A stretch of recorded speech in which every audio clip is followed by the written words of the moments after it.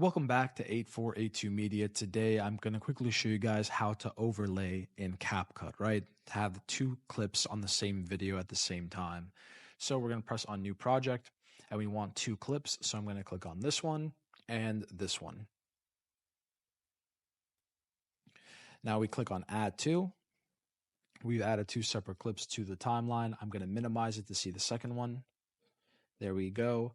And now all I'm going to do is press on one of these clips and then scroll to the right until I find overlay. And there we have it, overlay. We're going to press on that. And now we just minimize one of them for them to fit the size of both of the clips. And now all we have to do is press one of these clips, minimize it, bring it down, increase it again.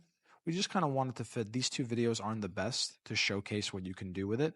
But anyways, there you have it. I've fit two separate clips into one area. If you guys are, screen recording a YouTube video, it'll be a lot easier.